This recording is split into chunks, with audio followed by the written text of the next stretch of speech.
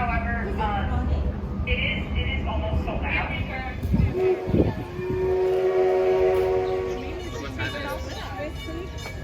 Over by the carousel. Oh, okay. Or you can get off over to Susquehanna by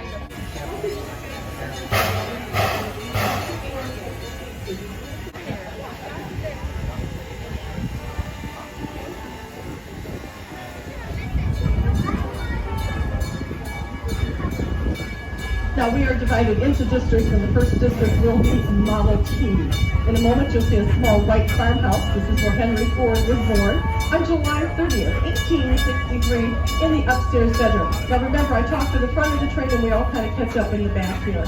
But you'll see the house here on the left, the little white one.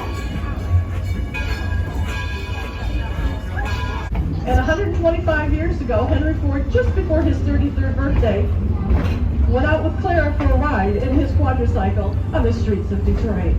You'll see our Ford Motor Company. The Model Ts are not running at the present time, but please talk to our presenters. Walk through Ford Motor Company. You'll see Miller School, one of the schools Henry attended as a child. Head on down Main Street America. Take a ride on the Herschel Spillman 1913 carousel. Have a frozen custard today. I've heard the sprinkles are well aware and available now.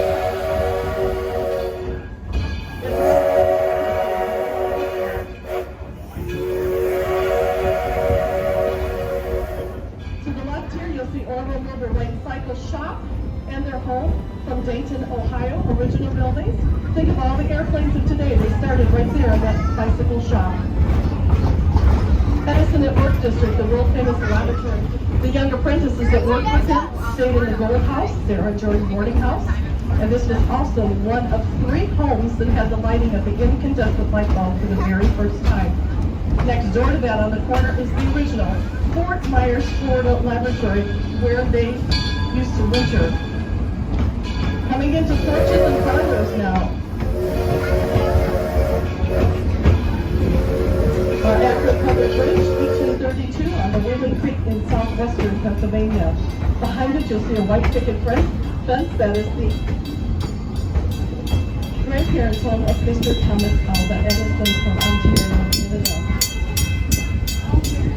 To the right,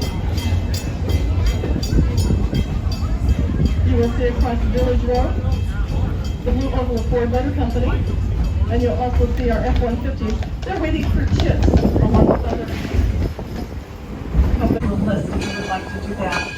Top of the hill, Castle Cottage, Gloucester, England, 1600s, made out of limestone. Please walk through the beautiful gardens there.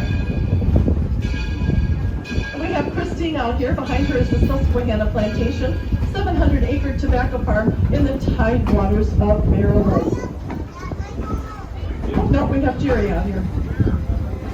Please remain in your seat until we come to a full stop. Once we fully stop, you'll be exiting on your left.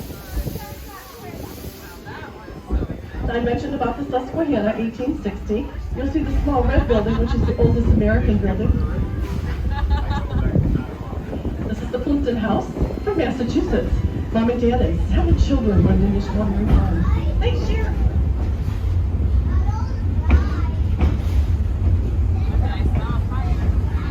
Now, the oldest windmill existing in the United States is the Ferris windmill, right here at Greenfield Village.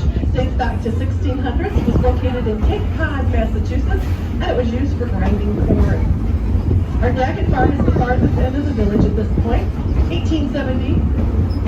And this was back at the Connecticut time period, pre-Revolutionary times, I should say 1754, I'm sorry. Daggett Farm, you might see this is Daggett sitting on her spinning wheel, making rollins and thread. Right now they are having their main meal of the day, which is a 12 egg